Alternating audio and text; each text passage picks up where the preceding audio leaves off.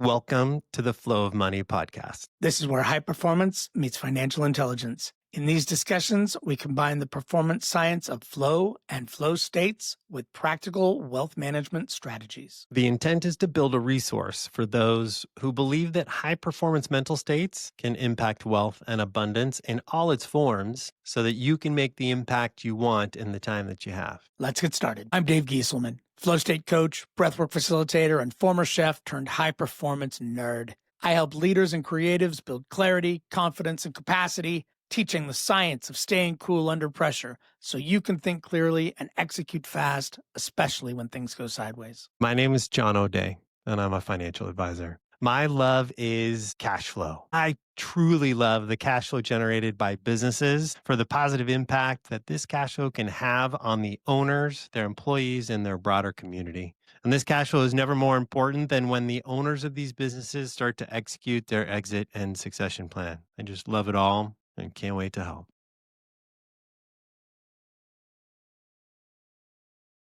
Dave. Oh, Dave. Flow like the river that you are. Yeah. I didn't think I was going to hear the dog.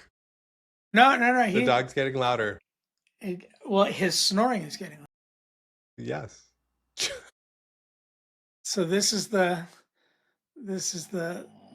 introduction of Diesel into the flow of money. Yes. Diesel. Tell us about Diesel. Diesel helps with your flow state.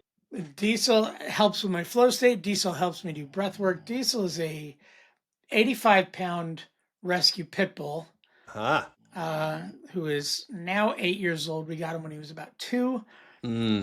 Found on the streets of Downey, California, which is not a super great place to find a pit bull wandering the street. We're pretty sure he was used as a bait dog.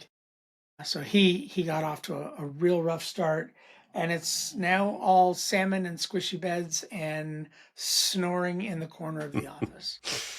What do you want to talk about flow and money today? Oh, you know what? I was thinking about this the other day. Okay. And tell me what you were thinking. How do you, I know how to do it with sort of mindset, with a lot of different things.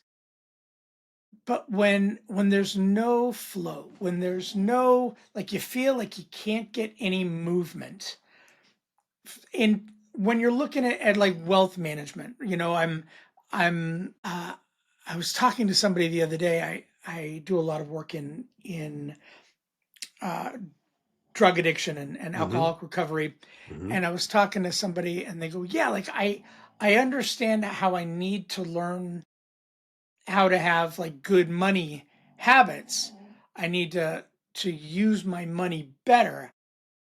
I am having a hard time getting my hands on money with which I can then begin managing better. Sure. And I was talking with a client earlier today, and they were feeling very stuck. They were feeling very sort of stagnant and having some challenges sort of pile up, and being able to generate some momentum in their own habits, in their own behaviors, in their own sort of mindset. And as I was talking to them today, I was thinking about this podcast and going, so when the resources are low or things are sort of stagnant, how do you feel good about where you're going? How do you generate something going on when things feel kind of stuck and stagnant? Or do you? Yeah, I mean, I think that's a good question. I think we should brainstorm how that comes up, and I can talk out loud and share some thoughts initially. I think in any endeavor, right, what you want to see, that like we've talked about, if you can get to the point where your bouts of effort are layering triggers where you might be able to enter into flow states to leverage that high performance mindset work bout.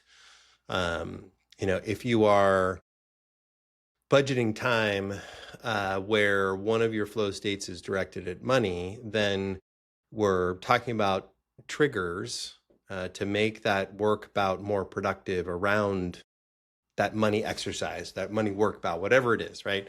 So if you say, to make it specific, I'm going to budget for me a work bout or an effort bout of time around something that I decide is important to me. And we've talked in prior episodes, you're not going to get 10 workflow states in a day, right? You got to budget the work effort, recovery effort during a day. You got to decide, what are you allocating to your work bout, your work effort period, that is the highest and most important use of your time, that you want to multiply the effort return that you get for that time block. You need recovery. And so you may not be able to tackle everything. So let's say you've decided one of my work blocks during the week, Wednesdays from 7 to 8:30, whatever it is, it's going to be my money time. Then if you're trying to leverage the high performance mind states associated with flow, then you're layering as many triggers as you can to enter into flow for that, right? And skills, challenge, balance, novelty, all of it. Right. And the one that tends to help people trigger some of the positive side of this is, and the thing that can sometimes feel puzzling, is the clear goals, right? What are the clear goals? Because there can be the clear goals for the work bout, right? My goal is to accomplish X in this 90 minutes. I want to make sure at the end of the 90 minutes that my goals have been accomplished. There also can be clear goals around, I want to see on the page $100,000 that I own of stuff, or $1 million or $5 million, whatever your clear goal is. So there's lots of ways to frame, what are my clear goals? Is it a clear goal for the work bout? Is it a clear goal for long term? And they should tie together, right? What's my goal for the next 90 minutes? How does that tie into my goals for the week? How does that tie into my goals for the month? How does that tie into my goals for the year? Is that all aligned so that when I am entering into that 90-minute state, I don't have to worry about, am I working on the right thing? So most of the time, you want to make sure that you're tying to a wealth goal that you can look at and control and feel good about. In a lot of situations, while the longer term goal, yes, John, Dave, fine, your podcast is great, you guys are super funny, but being worth $1 million in 5 years seems too far when I'm worth negative 100, right? The adage that it takes money to make money, like I feel so far from even getting to the point that wealth is created that I'm not even sure that my flow states will ever get off the ground, because I can't get to the clear goals, right? Some of the other triggers, but I may be so buried in this stuff that I can't feel like I can get started. Right. That sense that I'm hand to mouth, energetically, monetarily, all of it. For sure. And so my encouragement is then to reframe the work bouts, right? That if you are going to accomplish more in a fixed period of time, make sure that you're leveraging all the technology around getting those flow states going for the work bouts that you're picking, and point it at those things that are critical and tied to this goal. So it may be that it is true that your work bouts need to be focused on producing value before you ever dig out, right? You have to have a job or an activity that produces value that you get paid for to produce resources to dig out, right? It may be that if you're doing this math, look, let's in an honest way assess where you are today, free of judgment, what is true and present, right? Open up our bills. We've talked about this. The people that won't confront what is true. So a work bout may be, from a clear goals standpoint, I'm going to open up all the information and I'm going to write it on a piece of paper. And that's the only goal that I have for the 90 minutes. And I'm going to celebrate that, right? So I have clear goals for those 90 minutes. The novelty challenge, right? There's, how do you layer the trigger so that 90-minute bout is as productive as possible, that the outcome then is helpful to use for the next bouts. Now that I know what the number is, I'm $60,000 of credit card debt. I make $50,000 and I spend $75,000. The credit card debt is going to grow because I'm spending more than I make. Okay, fine. Now we know it's true. Now as we schedule and budget out our next bouts of flow and engagement and work stages, we know where we need to, what's the most important as part of this process. And in order of priority, it tends to be spending first is the issue, right? And so getting your arms around in your work bouts in a goal in 90 minutes, understanding where my spending is coming from and how can I reorient my life so I'm spending less, right? The less you spend, regardless of the number of commas on the page, spending tends to be the key to creating wealth. It is not what you make, it is what you spend, by and large. Now, we've also talked about it is super easy for me to say there is a minimum threshold of wealth that you need to earn just to handle basics, right? So if, we say spending is the trigger and you're spending, so Bay Area, state of California, whatever it is, if you're spending $50,000 a year just to live, I think it's hard to get below that. Like cutting your spending starts to get super complicated, right? So there's a minimum threshold that is just required for food, for shelter, for transportation, right? For insurance, for medical needs, right? That kind of stuff. So you may have cut your spending to the point where then the next work bout really needs to be, what can I do that produces value that is a multiple of that? And I might not be able to start today, but I need to point myself in that direction. Like I need a job at a restaurant before I can get a job as a server, before I can be a manager, before I can get to the income levels. What's the path? Where does it need to look like? So for me, it tends to feel like the momentum and taking and celebrating the victory laps at the end of each work bout that I accomplished something important, right? And celebrating that so that you are enjoying the work bouts of whatever it is.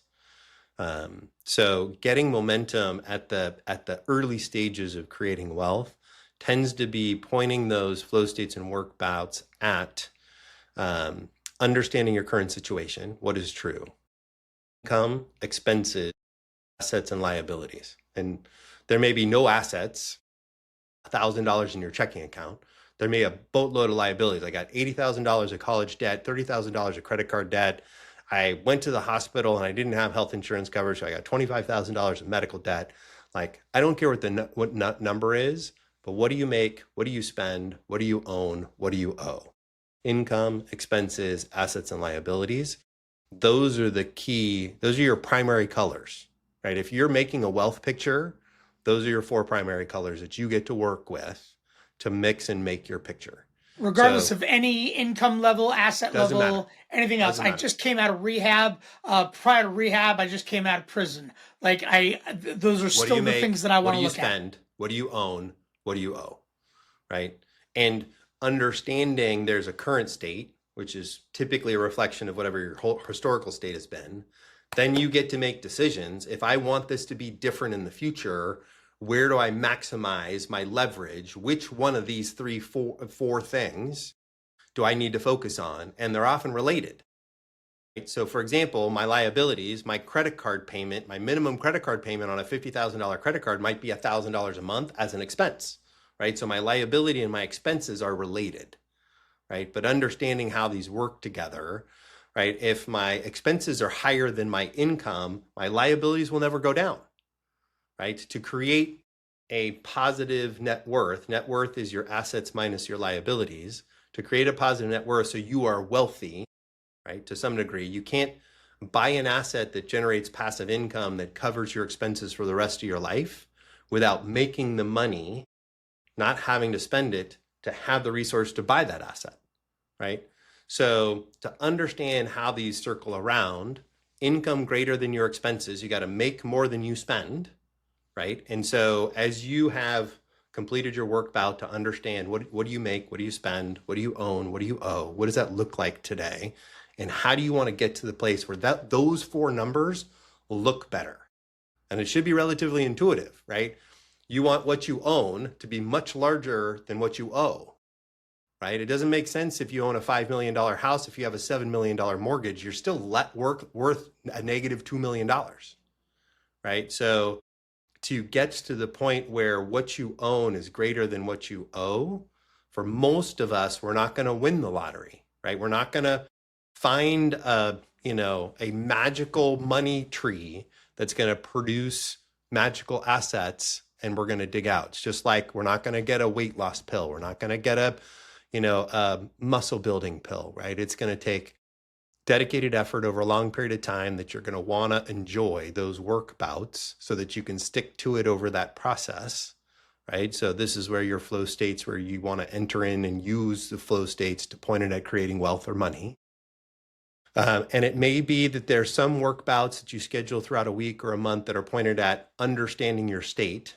What do you make? What do you spend? What do you own? What do you owe? And understanding that, and making sure that future work bouts are pointed at fixing or addressing one of those 4 items, right? So like we talked about, spending, what you make and what you make and what you spend. The spending side, after a certain income threshold, tends to be the key to creating wealth, right? So if you make $100,000 and you can live on 50, you can create a lot of wealth with that difference. The challenge is, for most of us, as our income increases, so does our spending, right? The spending creep, right? And we see this, somebody starts a workout regimen and they start eating potentially more than the workout regimen allows, right? You can have the reverse problem. You may not be eating enough, and then you're not building the muscle, and it's not going in the right direction. The same is true. The more you make, the key to that is not adjusting your spending. And that goes back to your identity, what's important to you, your values, your goals. What are you trying to accomplish? The importance of that future state, the marshmallow issue that we talked about. Like, if you can take success and joy and pride and almost a sense often of power for some people in the lack of spending, right? The fierce like pride to go to the dollar store or shop used, or right, the severe things that people do to shave their money, and all they wish is that they had enough money to buy new stuff, right? That's all of a sudden there's newer things, nicer food, more convenient things, and then they were making 75,000 and feel like, man, if I just made 100, everything would be fixed. And then they make 100 and they're still spending 90, right, or 95, right? So the spending side, understanding and pointing your effort and making sure that your identity, your sense of success is not tied to your stuff, your experience, your spending, or you're being realistic about that. Right. So that's the what do they call the hood rich, right? Like, so I get paid, and I've been so tight for so long, and now I have a little bit of money. I mean, yes. What Christ, I can't go have a nice meal, and then I shoot myself in the foot. Yes. Because for 5 minutes I don't want to feel like I'm hand to mouth. So hard for so long. This is where we often see, often that sudden wealth event that you can attach to artists, you can attach to athletes, you can attach to all sorts of creatives who hit it big, and the spending that they experience, don't live forever, right? Enjoy it before it's gone, and the government takes it or whatever. There's all sorts of justification that creeps in. All that money story, right? All that money story, right, that comes out. And in addition, I have a soft spot for the folks that had to work in awful experiences, right? Athletes, entertainers, right? These people who worked for decades without any extrinsic reward, financially, crowds, anything. And then all of a sudden it feels like they make it big. And the rest of us go, wow, that person just came out of nowhere. And came out of nowhere means they came out of nowhere after working for 20 years. Right. Yeah. Most overnight success stories are 10 years in the making. Some of what drives you is that desire for that financial experience. Right? Now you have it. You've been driven by that. That's been your, at the 89th minute of your 90-minute workout to move the needle to get a 4.40 so that you at the combine can make it to the pros. Like, what is it going to take in your soul to drive you through that workout on a consistent basis? If it's money for you, then I understand when you're 22 and you finally get paid, you want to spend it. I understand that. Now, that's not going to help you long term, but I understand the temptation to spend it when it shows up. That's a different set of issues. That's back to, you know, a challenge. So whatever's driving you, having a realistic expectation and trying to soften it for control. Like, I'd like the financial future to be where I can control my life. Right now, I don't feel in control, right? Having the ability to have the impact on myself, my family, my community, right? Having goals that aren't necessarily number or spending related, identity based stuff. I want a car that has the following badge. I want the experiences, the travel that does the following. That you can have that as a goal, but that will tend to feel. This is a hedonic adaptation that we talk about in addiction circles, right? The more and more that you experience, the more and more that you want to have. Some of those experiences tend to be, there's no finish line, right? Where, like, I was on the phone with a couple last night, an electrician and a gal who works in support in a law firm, right? Not quite a paralegal operations stuff, right? Very basic. And we did the math last night. Work has become voluntary. They have achieved the point in their life where they have saved their way to the point that their assets are sufficient to cover their spending needs, as they described it to me, for the rest of their lives, right? And it was tears, right? They didn't think it was ever going to happen. And they had reached that point, they had accomplished that goal, and it was a spending story. Like, they don't live big, he made a pretty good living, she made a great, an okay living together. They saved that money, and they never really felt like they had a lot. They didn't buy fancy cars. They put some kids through college. And eventually now, at this point, we can pull their money. We can buy rental properties or whatever it is. We can cover their spending for the rest of their life with some room for surprises from a healthcare standpoint, where they get to decide now, what do you want to fill your day with, right? They now get to control, do they want to work, right? And if they don't want to work, they don't have to, right? For them, I get to do what I want with who I want in the way that I want to do it, by and large, for the rest of my life, with some margin left over, right? They got there. And it was, for them, it was a spending story. Yes, they worked hard to make good money, but they didn't make $1 million a year, and nowhere near that, right? They are a millionaire next door kind of story. So you asked, how do I get the energy to get started? It feels like you need money to make money. And you are correct. Like, in the income expense, asset liability discussion, if you are negative net worth, you owe more than you own, and you're not making more than you spend, that is hard, right? And the energy to get started is to figure it out and enjoy the flow states and work bouts that you can budget and point it at the right things, right? Because in every situation, it's going to be different, right? You might make $100,000 a year and you're underwater from this process. And so from a focus standpoint, it may be what you spend, right? You may be making $50,000 a year, and I don't know how to move the needle from a wealth perspective on income of $50,000 a year, right? So future work bouts may need to be focused on, how do you put yourself in a position that the effort that you put out in the community, people are falling over themselves to throw money at you for that experience to be done at their workplace or their home or whatever it is, right? If you're a musician, if you're a masseuse, if you're an attorney, if you're a worker bee, how do you put yourself in a position where the work that you do for pay or income or resources or fair barter, I don't give a rat how you want to build your economy, but how do you put yourself in a position where the quality of the experience that you produce in the world is worth the resources that you need to live, plus margin or extra, right? So if you're a farmer and you're farming and trading with others, you need to improve the output of your farm to the point where you've got enough to cover your needs plus leftover, right? And it's that leftover, more income than your expenses. So each person is different, but the work bouts, part of what I love about the technology that we talk about in terms of using breath work and flow states and working these together, is that the work bouts can be pointed at money questions.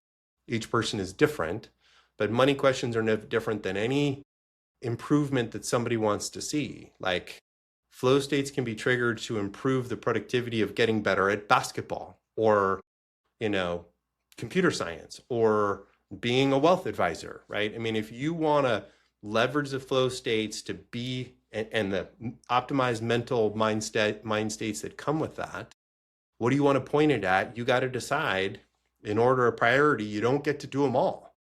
You're going to run out of flow work bouts that you can get done in a day. Right. So when I'm working with somebody and they're kind of just getting started, right? We're not talking about creating giant like flow states at first, right? We're talking about kind of simple protocols, right? Yes. Simple like what's the best way you go? Make privilege 100 grams of protein a day, Yes. right?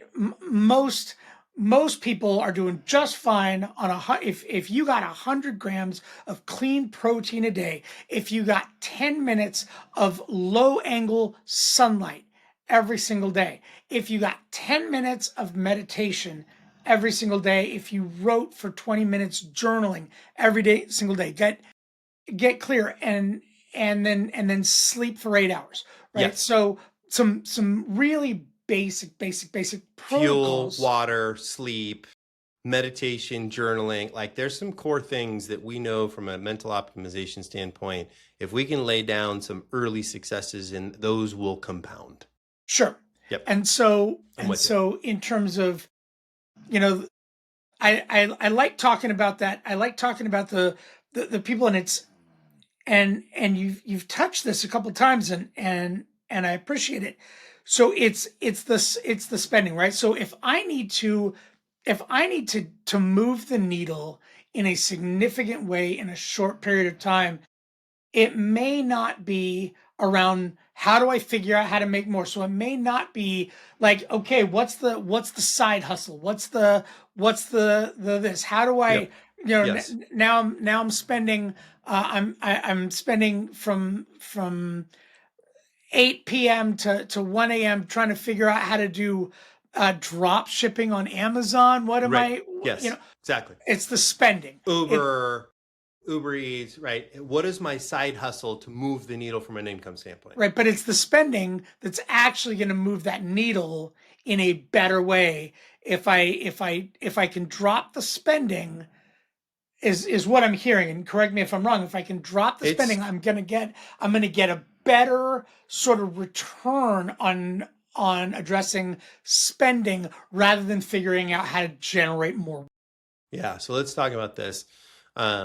It, every situation is different, right? So you can't necessarily give it a blanket statement, right? It can be true that where you are currently from an income standpoint, there is no growth opportunity. If you got better at whatever you're doing today, you're not going to get a promotion or a raise or an increase.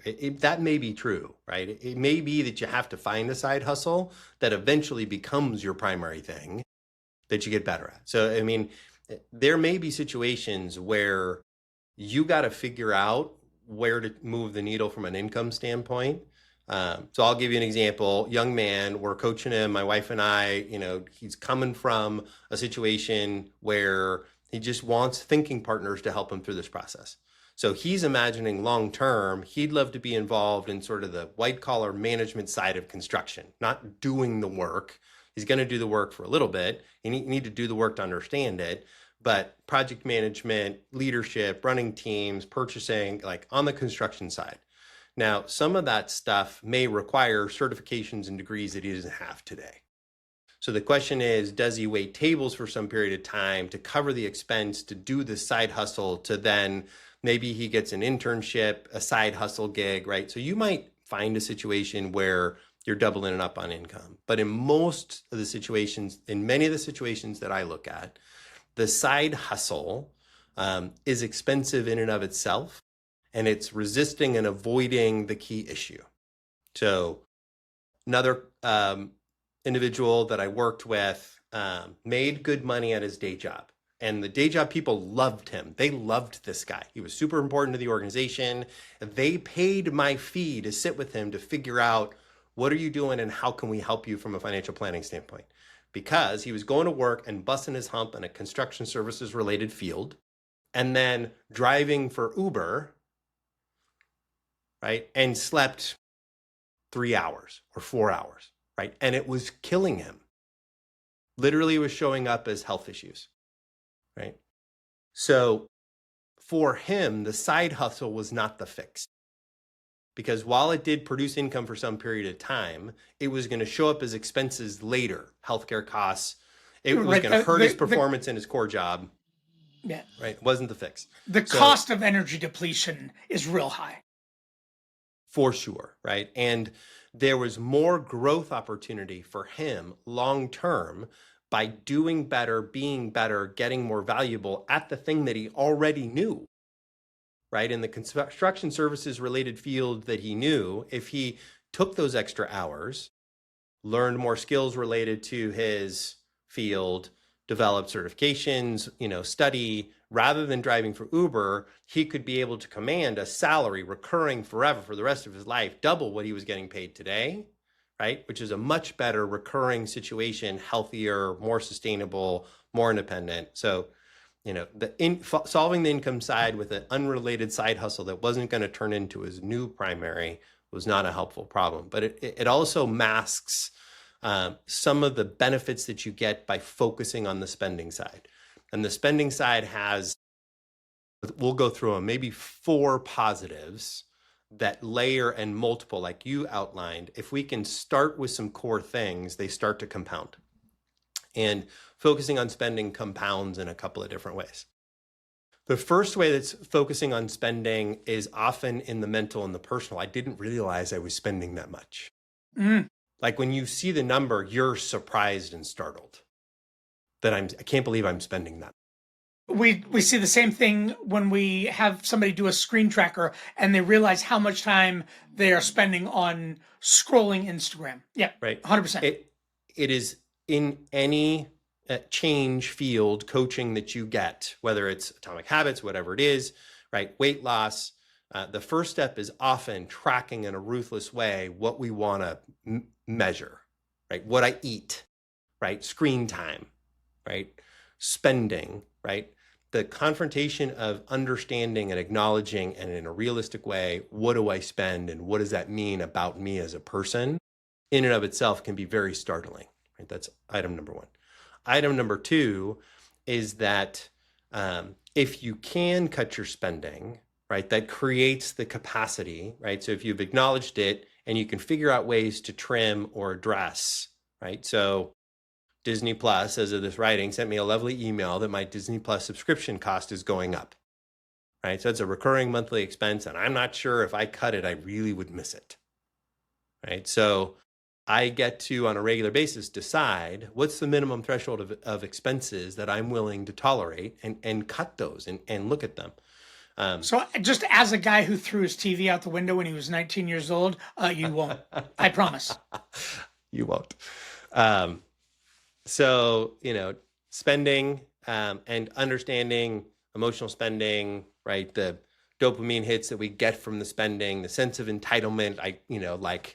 I stamp my foot mentally. I've got a 4-year-old child inside of me, like the sense of entitlement. You can't tell me what to do, right? Gets triggered around spending for me, for sure. So looking at spending, writing it down, tracking it, printing it, in any form or fashion to go through the experience of seeing your spending, super powerful. Second, cutting your spending tends to be a faster way to create margin or room between what you make and what you spend than making more. For most people, what they make, they may have some control over long periods of time, but they can't necessarily move the needle today, right? So the income side, as important as it feels, the spending side tends to be easier to move short to medium term than the income side. So tends to be easier to move.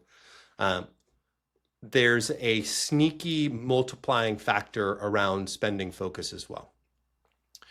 The reality is the less you spend, the faster you get to financial independence, okay? So somebody who can live happily and fulfilled on $100,000 a year needs half of what the person who spends $200,000 a year needs. And so it has a huge effect. So like when we look at, you want to retire at 65, here's what you make, here's what you spend, here's what you own, here's what you owe, let's project it over time. It looks like you can't get there. You're just, based on the current model, 65 is not going to work. So here are your options, right? And there's not an unlimited number, right? Because again, most of the time you can't necessarily juice your returns and produce a better rate of return on your investments. We're already assuming you're doing the best you can on the growth rate on your investments or the income on your rental property, whatever assets that you're using to turn work into a voluntary exercise. We've already maxed that out. We've assumed that. And as we talked about, in most situations, people don't necessarily have control over what they make. Right? They might be able to get a little bit of raise, a little bit of promotion, a little bit of inflation adjustment, but they're not going to be able to double overnight what they make. So now we're down to work longer, spend less, die sooner. And nobody likes that last one. So people are very surprised at how much a small tweak in their spending dramatically moves the needle.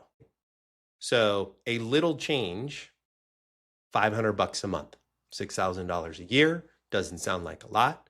But if I have to cover $6,000 a year for the rest of your life, adjusted for inflation, for surprises and ups and downs, I, as an investment advisor, need a lot to cover that for the rest of your life.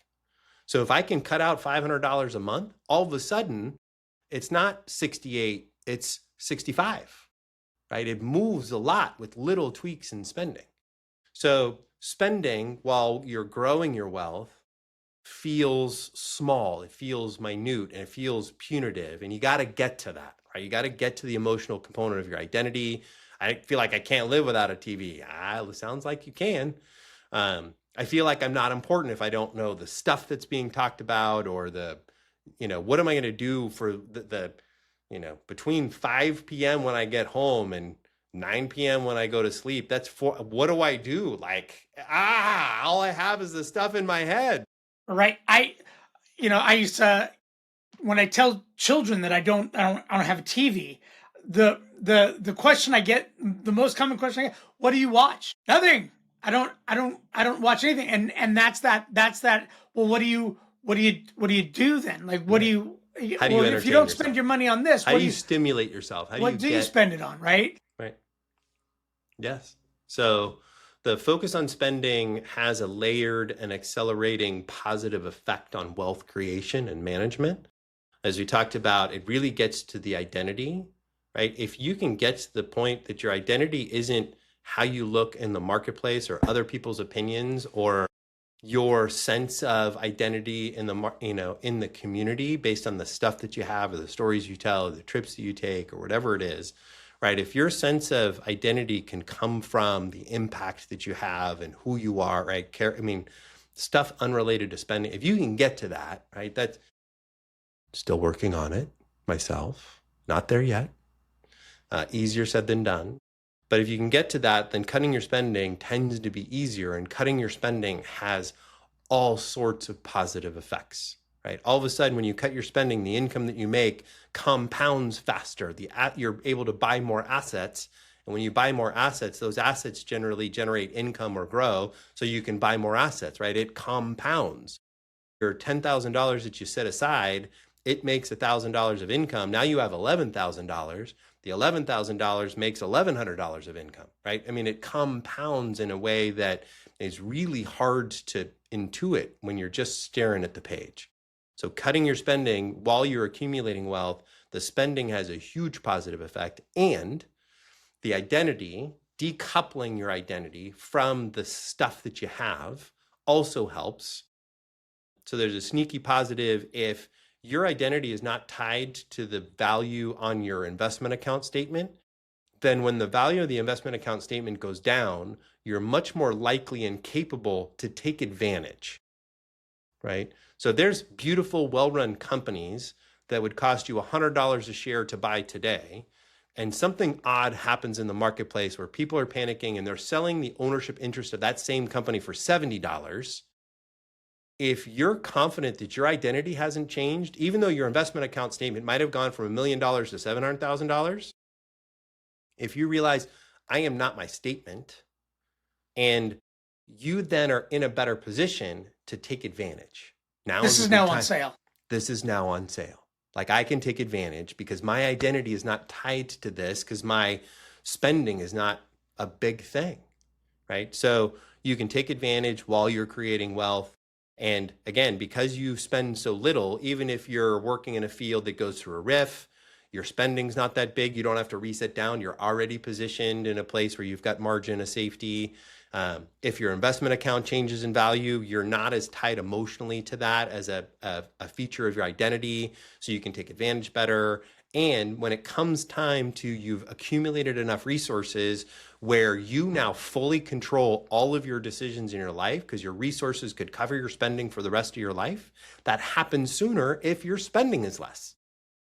So spending tends to be, in most situations, both the most powerful and the hardest, right? Because again, emotionally, for most people, they can imagine, what would I do with myself if I didn't stare at my phone, if I didn't have my TV, if I didn't have a externally delivered dopamine boost in some capacity, like, right? So I say that income, expenses, assets, and liabilities, I do think optimized flow states can help people who are trying to figure out how to make more. The work bouts, optimized work bouts, will help them make more. But it turns out most of the value, moving the needle the most, comes from figuring out what you spend. So are you telling me that I'm going to get the most bang for my energetic buck out of the thing that I least want to do, rather, which is dial Spending. back my spending, dial Yes. back my dopamine response, dial back my dopamine delivery system. Yes. I'm going to get the most value in behavior change, not from adding the side hustle, driving Uber, all things remaining. So I'm going to get it from something that I don't want to do. Yes. Yes. Fascinating. Boy, that doesn't parallel anything, does it? There's a tool that I use with people with ADHD who have a hard time getting in motion and doing things, because they think about the things that they need to get done, and what they think about is all the hard work that it's going to take Yes. to get it going, Yep. right? And To get started. to get started, The wall of effort that they have to uniquely climb. right? Right. Yep. And getting people to do the exercise of observing that, and then going to, instead of considering the effort that it's going to require, is shifting from that to how they are going to enjoy the outcome of that thing being done, right? So then it is not, the spending is not, or reducing the spending is not a punitive, punishing thing. I am doing this, and yeah, there's not as much dopamine, there's not as much things, there's not as much reward, there's not as much stuff. And instead of thinking of it as everything that I am sacrificing, it's really about what I am gaining in terms of how soon that work becomes a choice, how soon continued employment becomes voluntary. Yep. And I think you're right. I mean, I think there's lots of speakers and talks around behavior change in any area, and it can't necessarily be a punitive cut. It has to be a replacement. Right. Which is, You can't just stop drinking, right? You have to replace that behavior with something else. And you need as many of the tie-ins as you can: sight, smell, community, right? All of the things. If you want a replacement that's gonna stand in the way of something that is really, really, dopamine full, right? Attractive, powerful, connecting, right? If you got to pick something else, you got to give yourself a replacement, right? And so for spending, that can be hard, right? You need a replacement that doesn't cost anything. In fact, it costs less, right? Can you come up with activities that fill you in a way, and all the ways that you can be filled, and as many as possible, right? Such that you don't remember, or it's such a pale, awful, small happiness compared to the happiness that you're getting from what you've replaced it with, right? That you don't care, right? That becomes the sustaining effort that you get into. The early stages are hard, right? But Right. this is Well, where and I that's where like, clear goals, right? When we look at um, if we were to reference Stephen Kotler mhm, uh, and The Art of the Impossible, those yes, high hard goals high hard that goals for that sure. Stephen Kotler talks about, like what's the life changing Does it outcome inspire you, that I right? am How working does it, towards, right? right? Does That it I'm willing to lift you? cut for, that I'm Yes. willing to sacrifice for, Yep. right? Yeah. And that can be daunting for some people, right? Which is why I like the clear goals for the work bout and the balance between the two, so that the work bout can be itself flow state triggering in such a way that you become addicted to the work bout, right? That you've layered your triggers where you become addicted to the 90-minute session that you can budget for yourself once, maybe twice. Like on average, can I get 5 to 7 solid, clean flow states on the calendar in a week? Maybe. Like, so if that's all my budget, right? I want to get addicted to delivering those, not to scanning Instagram or Snapchat or watching TV or binging things, but things that move the needle in a way that are fire me in a fashion that I just am willing to do almost whatever it takes to create the outcome that I can imagine. And those bouts of setting that high hard goal back into the work bouts that I get addicted to, because we've layered these triggers in such a way that the flow state makes it more enjoyable, more productive, and I can get more done during those 90 minutes than most people can in 10 hours, right? And if I can recover and have space for recovery and normal work stuff that maybe doesn't get me into the flow state, because again, for most of us, we're at work 8 hours, so we may not get a bunch of free time, and we still need to deliver value in the context that we're in. We have a boss, we have a family, right? We have stuff that we have to do. I got to go home and fix the outdoor lights because the wire broke on one of them. Like, I'm not sure I'm going to get a flow state out of putting the light in, but I might, because I got a clear goal, right? There's a skills challenge gap associated with that, right? I'm going to be outdoors. I'm going to have an impact. I hope I don't die because it's electricity. Um, but that's what I see in the wealth area, right? When we're talking about moving the needle, the side hustle for me, what I wish for my clients, what I wish for my friends, what I wish for people that I talk to, is that they've aligned as best they can the activities that they pursue for value and what really fills them, right? Because, is their work life aligned with the things that they love to do? And not everybody gets to do that, right? You may not Facts. get to pick. You may not get to pick, right? You may be in a situation where you need to get your flow state triggers from somewhere else. And it would be my hope that if that's true for you, that maybe there's a way to use those flow state bouts that you get to tap into outside of your authentic work environment. I'm involved in a job and I've gotten down the path because that's what I started with at 21, and now I'm 30 and I hate what I do, but it's paying the bills. Okay, fine. But that's where is there side hustle process that we can put into place where maybe there's a point at some day in the future that there is a cutover where you could switch to this fulfilling, positively scaling activity that you love, right? And how that works. And again, not to belabor the point, but the less that you spend, the easier the cutover, and right? and that whole piece just reminds me again and again and again of David Goggins. No cheap dopamine, right? Alex Hormozy says the same thing. No cheap dopamine, right? The phone, the cheap, the spend, the go out to dinner, the like the things that are these extrinsic, sort of outside of me things that feel easy. It all costs us a few bucks, or all costs us a few minutes. No cheap dopamine, Yeah. right? And Yeah. so, your example of the 30-year-old who now hates his job, you're going to get good dopamine from beginning that side hustle, watching it grow, and then it becomes a thing that you can do, Yeah. rather than scrolling Instagram and wondering why your life sucks and you hate your job and everything else. Because hating your job has a dopamine effect. Complaining to your friends and Yes.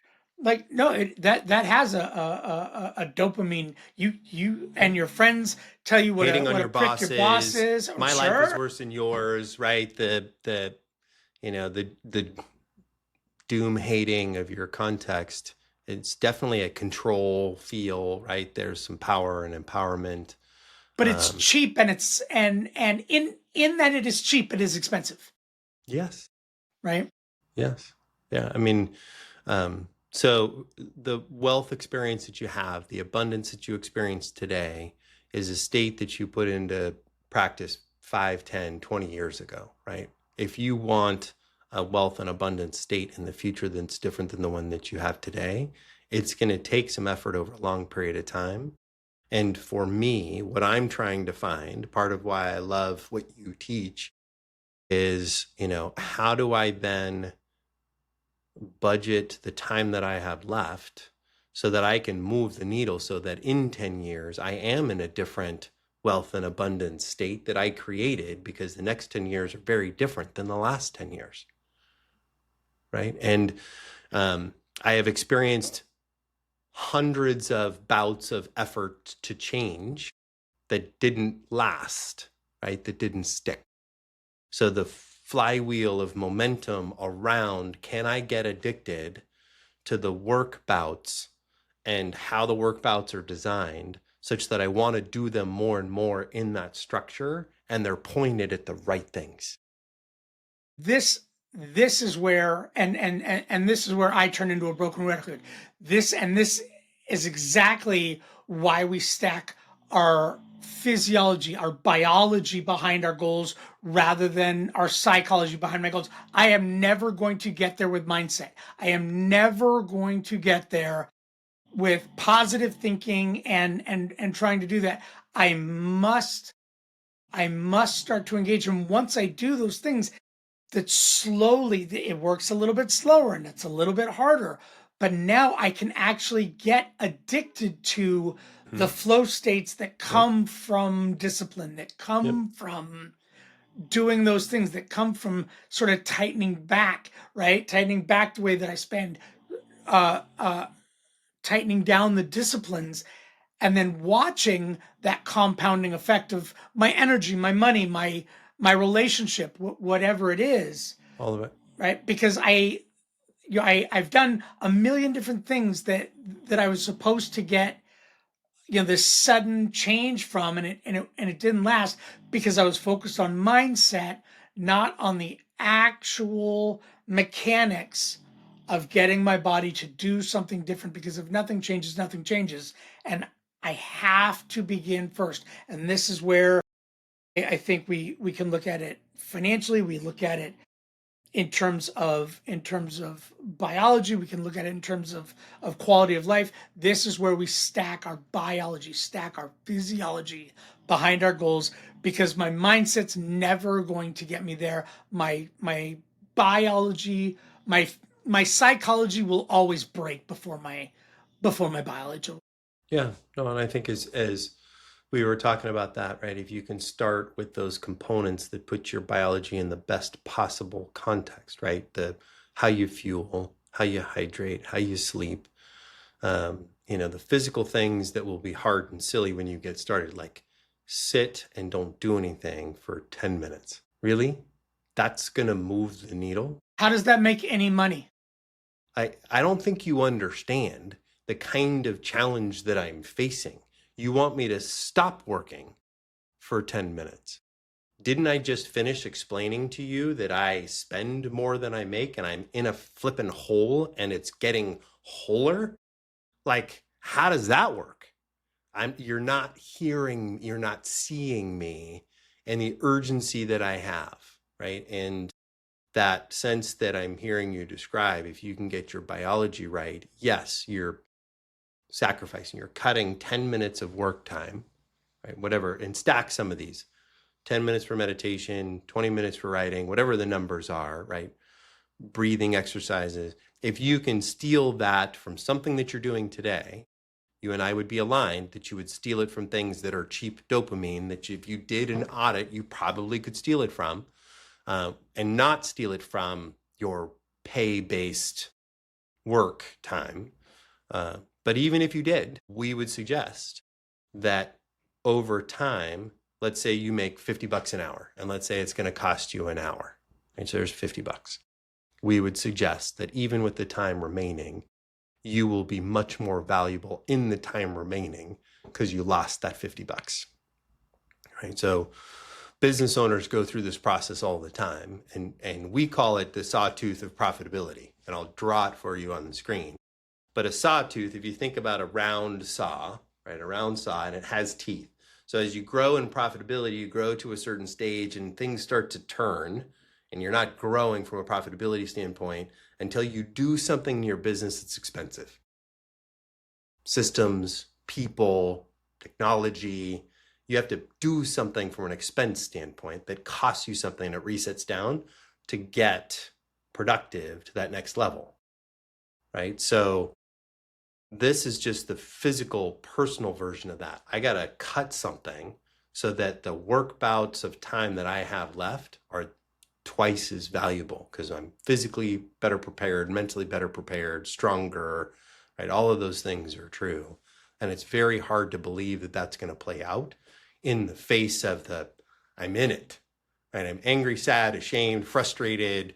I'm tied to this number. It says something about me, right? All the money stories around it. And I want to dig out as fast as possible. And the answer must be out there, not in here. Well, this is when we're sympathetic. We're in fight or flight. Now I got to find a thing to do. And, I didn't come up with it. I want to say it's the Dalai Lama who said it.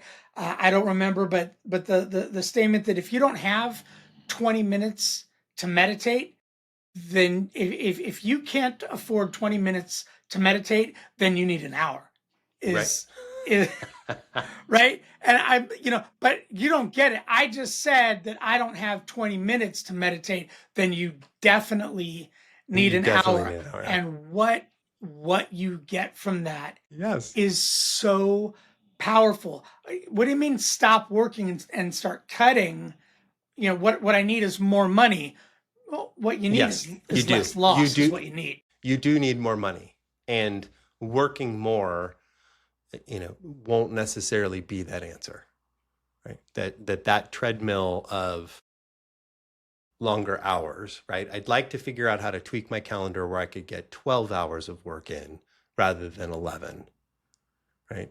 Won't fix it to some degree. Because one more hour is not going to change your financial situation. And it doesn't scale, and it doesn't scale and compound. Right. But cutting back a little bit, cutting back, $50 a day will make a big difference. Yes. Yeah. No, and this is the compounding effect you're describing in the physical mental connection, right? If I can cut $50, 8-hour day, $50, right? We're talking about 8 times 50 is $400 in a day, right? So if I drop from 400 to 350, I'm suggesting that the improvement on the remaining 350 will grow 20%, right? 30%, right? In terms of the value that you deliver. Now, your pay might not change immediately, right? And at some point, because you're producing so much value in exchange for the pay, it will show up in some capacity, a new opportunity, a new job, a promotion, a raise, whatever it is, some amount of value will show up because of the 7 hours that are left. The marginal difference, especially for, a lot of folks, I can imagine they're already working 10 hours. So the marginal advantage of an extra hour is 10%. Well, it's well documented that the quality of work of a 30-hour work week beats the quality of work in a 40-hour work week over it to a degree that makes a 40-hour work week not make sense. The value you get out of only working 30 hours, because those 30 hours are high productive, well rested, focused hours, you actually end up producing greater value than the 40-hour work week, the 50-hour work week, the sleeping on the floor at the office, the grind set is the mindset. When you have shorter, focused, high value time to produce, the value of what you are producing is way, way higher. And it's the same. And it's the same when we look at finance. Yeah. I mean, I think that's accurate. I think there are periods of time, there's bouts, there's role types that, that enjoy this severe hyper work period, that suggests I will be able to work 30 hours when some point in the future, right? And the startup tech CEO, right? The classic story of I am going to work. So let's see, if I sleep 6 hours a day and I work the remaining hours 7 days a week and I work from my apartment, so I never leave, so there's no commuting cost. There's very little, shower. I don't have to shower because I'm living a solo lifestyle in my apartment, so I can stink because I'm going to be on Zoom. Nobody's going to care, right? The marginal advantage of demonstrating that I'm all in because I'm working that amount versus I'm all in for the badge that it produces, right? That, again, I'm more important than the next CEO because I am working this amount.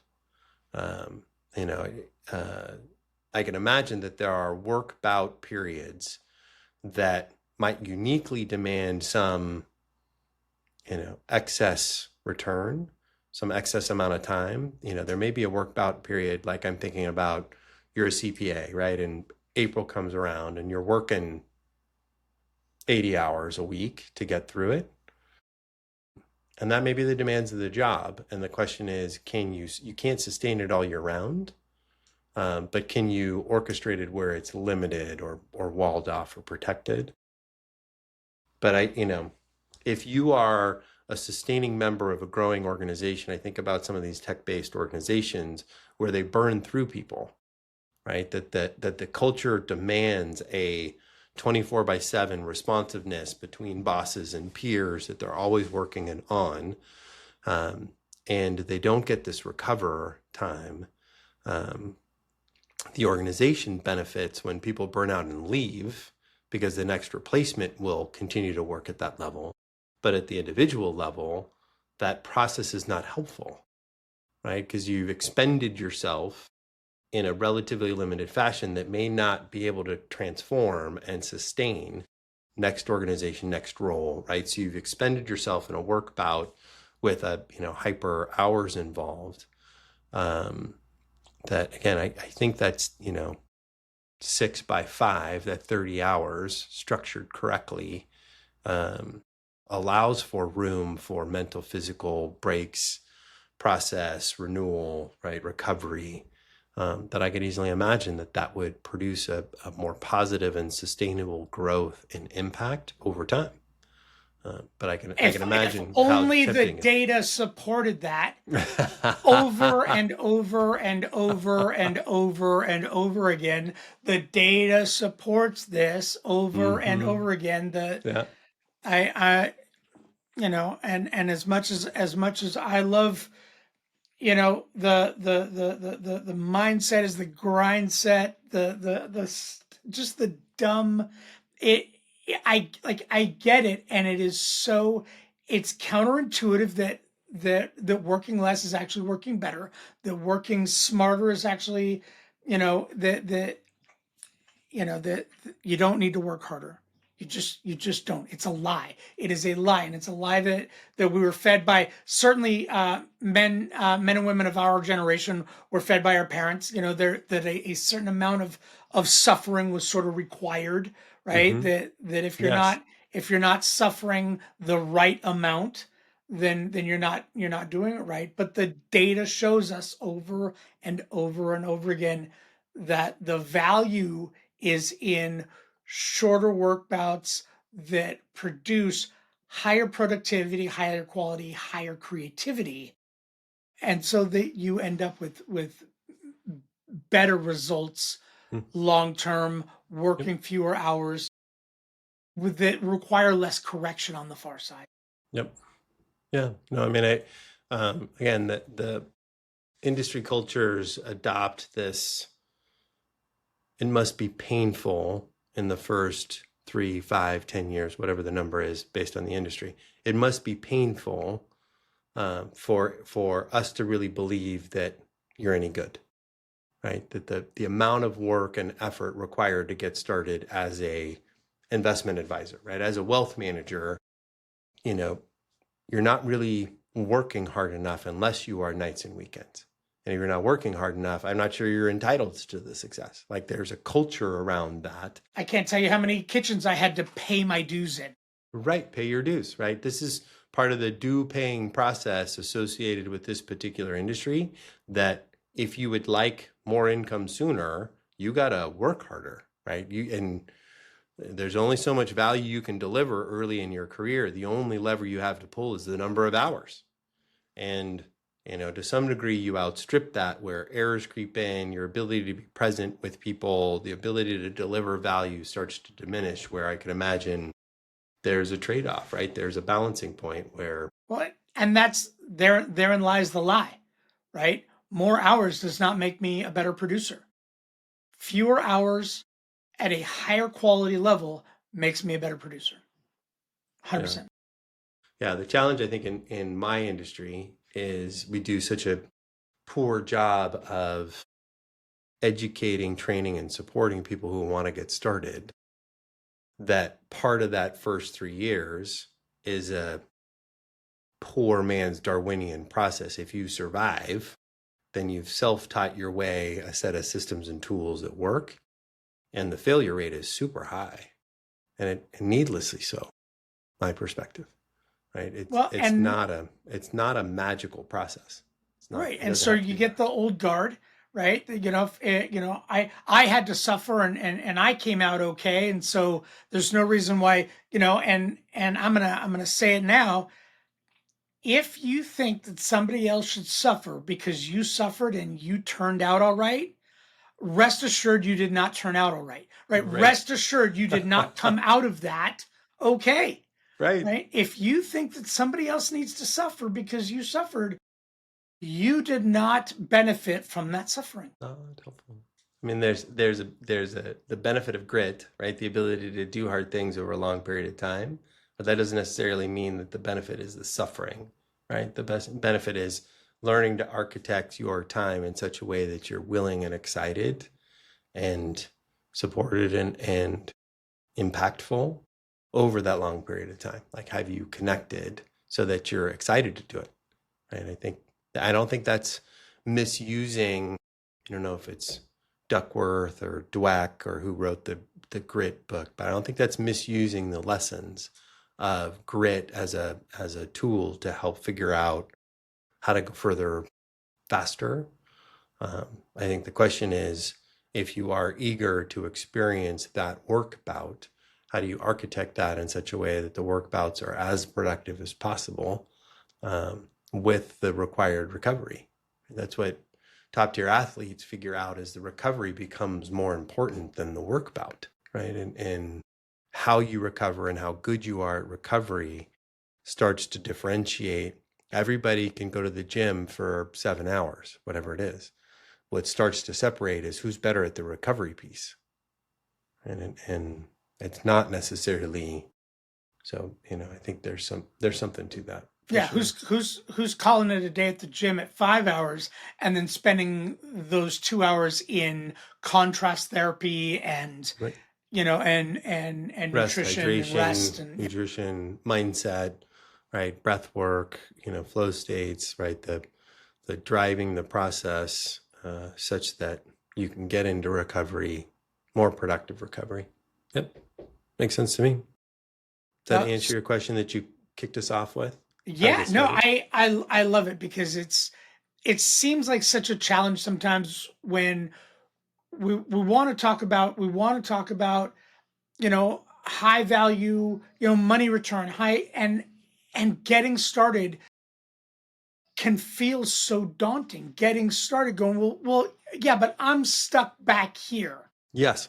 Right? I'm stuck back here. I'm stuck at 250 pounds and I'm not sure how to jog out of this neighborhood. I'm stuck at the series of bad habits. I'm stuck in a dead end career. I'm stuck. And I hear that and I don't believe in your limitations.